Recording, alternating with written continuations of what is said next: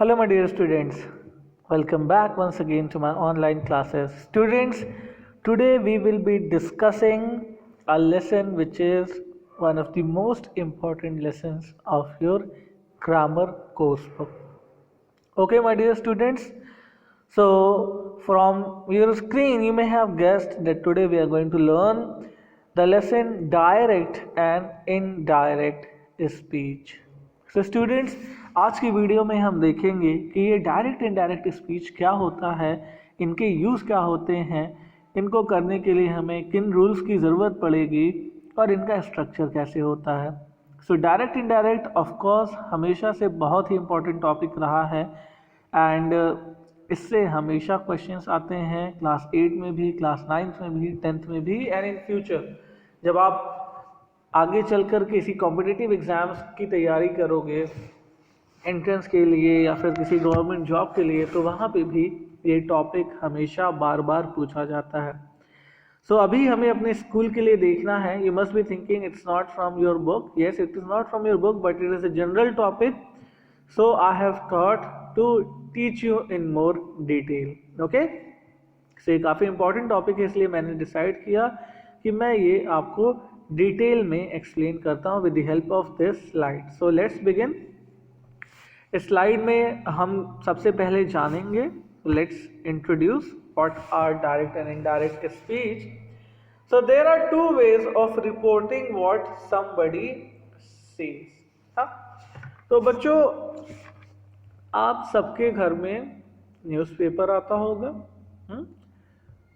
या आप सब टीवी देखते होंगे. तो टीवी में जो हमें न्यूज़ बताता है हम उसे क्या कहते हैं? We tell him reporter. हाँ, तो रिपोर्ट का मतलब होता है टू टेल समथिंग. ओके, आपने जो देखा उसको बताना इज रिपोर्टिंग. आपसे किसी ने कोई बात कही, उस बात को किसी दूसरे को बताना is reporting. Okay, so reporting का मतलब ही होता है कि किसी इंफॉर्मेशन को एक पर्सन से दूसरे पर्सन तक पास करना. तो उसको हम दो तरीके से कर सकते हैं. पहला तरीका है डायरेक्ट स्पीच और दूसरा तरीका है इनडायरेक्ट और रिपोर्टेड स्पीच. बहुत से बच्चे कंफ्यूज होते हैं, सर रिपोर्टेड स्पीच क्या है और इनडायरेक्ट स्पीच क्या है. तो बच्चों दोनों सेम है, इसमें टेंशन लेने वाली बात कोई नहीं है. ओके, तो बहुत ध्यान से समझिए. अभी मैंने जो न्यूज़ वाला एग्जाम्पल दिया, न्यूज़पेपर का एग्जाम्पल दिया. न्यूज़पेपर जब हम पढ़ते हैं तो हमें बहुत सी हेडिंग्स कोटेशन मार्क्स में, कोटेशन मार्क आप सब जानते होंगे, डबल इन्वर्टेड कॉमास उसमें लिखी होती है, वो सब डायरेक्ट स्पीच के एग्जाम्पल होते हैं. तो हम देखते हैं कि डायरेक्ट स्पीच और इनडायरेक्ट स्पीच में फ़र्क क्या है. Okay, a speaker's words can be reported in two ways. Direct speech, exact word of the speakers. The teacher said to Rajesh, you have bright future. Or indirect speech, what the speaker has said without using the exact word. The teacher told Rajesh that he had a bright future. Okay, so सबसे पहले हम जानते हैं कि direct और indirect speech के बीच का difference क्या है, जिसमें हम लोग ज़्यादातर बच्चे कंफ्यूज रहते हैं क्लास 7 में या 8 में. तो आप देखिए, डायरेक्ट स्पीच का मतलब होता है कि जब हम स्पीकर के एग्जैक्ट वर्ड्स को कोट कर लें.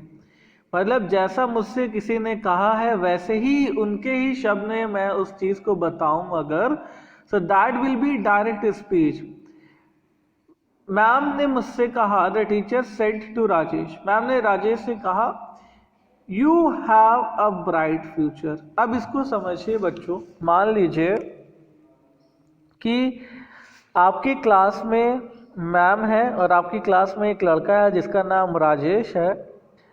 मैम राजेश से कहती हैं कि you have a bright future, और बाद में आपका दोस्त आपसे पूछता है, आपका कोई दोस्त है, उसे सुनाई नहीं दिया मैम क्या कहती हैं, और वो आपसे आपकी हेल्प लेता और कहता है, वो आपसे कहता है, अरे मैम कुछ कह रही थी ना, राजेश को क्या कह रही थी. तो आप कहते हो the teacher said to Rajesh, comma in inverted commas, you have a bright future.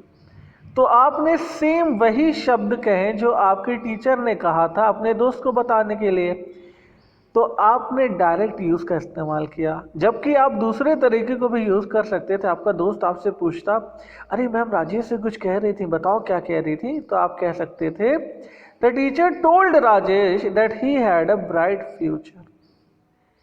तो दोनों सेंटेंस को अगर आप देखोगे तो पहले सेंटेंस में हमने टीचर की सेम एज इट इज बातों को कोट कर लिया, सो ये डायरेक्ट हो गया।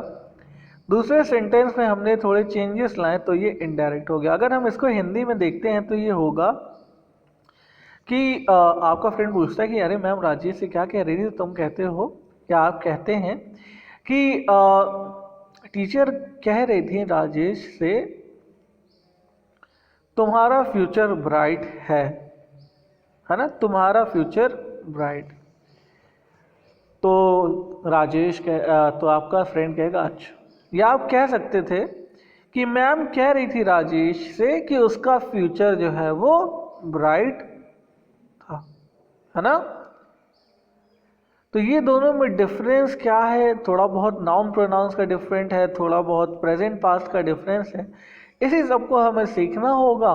और जो मेन आइडिया है वो मैंने आपको बता दिया कि जब हम सेम वर्ड्स को कॉपी कर लें एज इट इज तो ये हो जाता है डायरेक्ट। जब हम उनमें कोई चेंजेस लाते हैं that becomes indirect.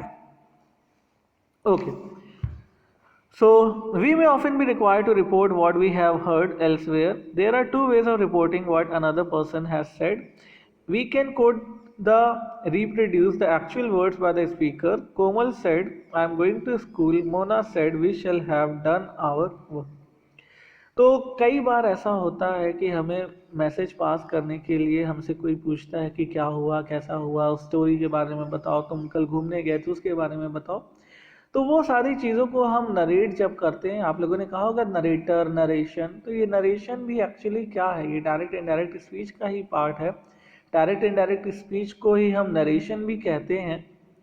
So when we copy the exact same words of the speaker, then we say that it is in a direct speech. जैसे कोमल ने सेम वही चीज कही, Komal said I am going to school now, तो कोमल ने same यही line कही। अगर मैं पूछता हूँ व्हाट डिड कोमल से, तो आप कहते हो Komal said I am going to school. तो यहाँ पे आई कौन है ये बताइए, आई किसके लिए यूज हो रहा है, आई यूज हो रहा है कोमल के लिए। Mona said we shall have done our work, तो मोना कहती है कि हम सब ने अपना काम कर लिया। So when we use the same words, that becomes the direct speech. Okay. The reproduction of the exact words of the speaker is called direct speech. We may also give an account of what another person has said. In other words, when the meaning of the speech is conveyed to the reporter's word, it is called indirect speech. जब हम अपने शब्दों को same message को बताते हैं दूसरे को, उसमें कुछ चेंजेस ला करके, तो वो हो जाता है इनडायरेक्ट स्पीच। उसमें हम स्ट्रक्चरल चेंजेस लाते हैं, उसके मतलब को चेंज नहीं करते। ऐसा कभी भी नहीं होगा कि डायरेक्ट स्पीच का मीनिंग कुछ और हो और इनडायरेक्ट स्पीच का मीनिंग कुछ और हो। Meaning will always remain the same. Okay, so next हम देखते हैं, when we use direct speech in our writing, the exact words spoken must be put inside the speech marks or quotation mark. जब भी हम direct speech का इस्तेमाल करते हैं तो जो एग्जैक्ट वर्ड्स हैं स्पीकर ने जो भी कहा उसको हम हमेशा हमेशा डबल इन्वर्टेड कॉमास में, कोटेशन मार्क में या स्पीच मार्क्स में लिखते हैं। The first spoken word must have a capital letter. Quotation mark में आप जो भी लिख रहे हो उसका पहला वर्ड का पहला लेटर हमेशा हमेशा कैपिटल में होगा। आप मे भी सोचो कि कॉमा के बाद तो हम कैपिटल से शुरू नहीं करते हैं, बट स्टिल कोटेशन मार्क में आप sentence as it is copy कर रहे हो तो आपको कैपिटल में ही लिखना होगा। Okay, the first spoken word must have a capital letter. When a new speaker begins, we must start a new line. तो जब कोई दूसरा स्पीकर उसमें ऐड हो रहा है तो आप नई लाइन में उसको इंट्रोड्यूस करिए, एक ही में सब कुछ मिक्स मत करिए। ओके, सो अब हम डिस्कस करेंगे that it what are direct speech. In direct speech we use speakers own words. Speaker own word means जिसने जैसा कहा है हूबहू वैसे ही चीज़ों को ही कह देना ही डायरेक्ट स्पीच होता है। In text we put speech marks, ये रिवीजन है, आप लोग देख सकते हो, और ये सारी चीज़ें हमने कर दी हैं। Okay, so direct speech mean saying exactly the same words as direct speech, ये भी रिवीजन है जो कि आप देख सकते हो। For example, I am going to cinema, he said. तो ही सेड को आप चाहे पहले लगाओ, ही सेड को चाहे आप बाद में लगाओ, उससे कोई फर्क नहीं पड़ेगा। He said I am going to cinema भी सही है, I am going to cinema he said भी सही है। He said I am playing, direct speech. देखो ये लड़का है, इसने क्या कहा कि मैं खेल रहा हूं, तो he said I am playing, है ना। She said I shall paint, तो यहाँ पे शी जो है वो आई के लिए ही यूज हो रहा है। He said I have finished this exercise today, यहाँ पे आई जो है वो ही के लिए ही यूज हो रहा है। Inspector said I am glad to be with you, कौन खुश है, इंस्पेक्टर खुश है, तो I is for inspector. Okay, so I hope students everything is clear with you. This small piece of information, although कई बार हमें पता ही नहीं होता है कि डायरेक्ट इनडायरेक्ट में फ़र्क क्या है या किस लिए हम इसे यूज़ करते हैं। So that's why I thought of making this introductory video which will definitely help you. So for today, let's keep it till here, and after some days, like maybe tomorrow, we will discuss the remaining things in the next part of this video. Okay, so thank you so much, my dear students, thank you so much for watching this video. I hope you are enjoying classes. Okay, and please practice, read your books also, read all the rules also. In next video we will discuss all the rules. And one more thing, direct indirect speech requires a lot of tense usage. तो अगर आप tense में week हो, present past future, आपको सारे tense की rules नहीं पता है, तो उसको भी अच्छे से आप तैयार करो, अदरवाइज डायरेक्ट इनडायरेक्ट में आपको प्रॉब्लम हो सकती है। So that's it for today, thank you so much, take care of yourself, take care of your family members, thank you.